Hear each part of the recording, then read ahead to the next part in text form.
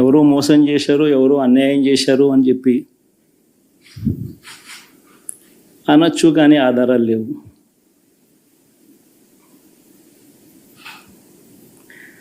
ఏం జరిగిందో దేవుడికి తెలుసు. పెద్ద నేనైతే చేయగలిగింది ఏమీ లేదు. ప్రజల తీర్పు తీసుకుంటాం, కానీ మంచి చేయడానికి మాత్రం ప్రజలకు తోడుగా ఖచ్చితంగా ఉంటాం. వాయిస్ ఆఫ్ ది వాయిస్లెస్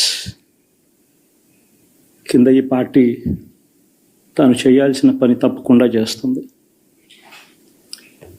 పేదవాడికి అండగా ఉండే కార్యక్రమంలో ఎప్పుడూ కూడా పేదవాడికి తోడుగా ఉంటూ గలం విప్పుతుంది, పేదవాడికి అండగా నిలుస్తుంది.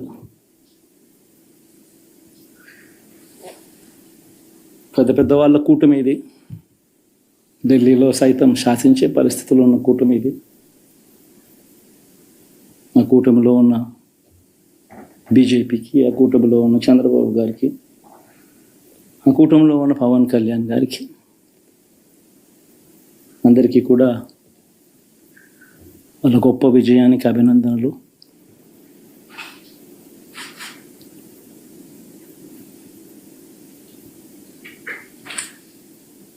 ఓడిపోయినా కూడా నా ప్రతి కష్టంలో కూడా తోడుగా అండగా నిలబడిన నా ప్రతి నాయకుడికి, ప్రతి కార్యకర్తకు, ప్రతి వాలంటీర్కు,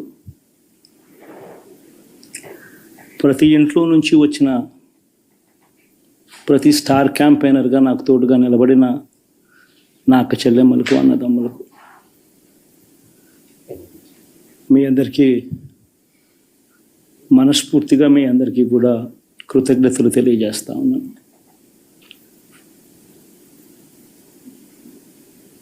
ఏం జరిగిందో తెలియదు, కానీ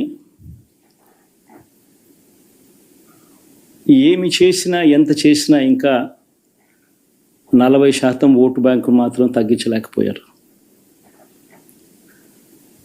ఖచ్చితంగా మళ్ళీ ఇక్కడి నుంచి లేస్తాం.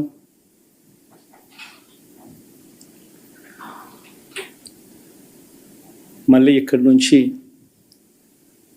గుండె ధైర్యంతో నిలబడి మళ్ళీ లేస్తాం. ప్రతిపక్షంలో ఉండడం కొత్త కాదు, పోరాటాలు చేయడం అంతకన్నా కొత్త కాదు. నా రాజకీయ జీవితం అంతా కూడా ప్రతిపక్షంలోనే గడిపా, ఈ 5 సంవత్సరాలు తప్ప. పోరాటాలే చేశా, రాజకీయ జీవితంలో ఎవడు చూడని కష్టాలు కూడా అనుభవించా.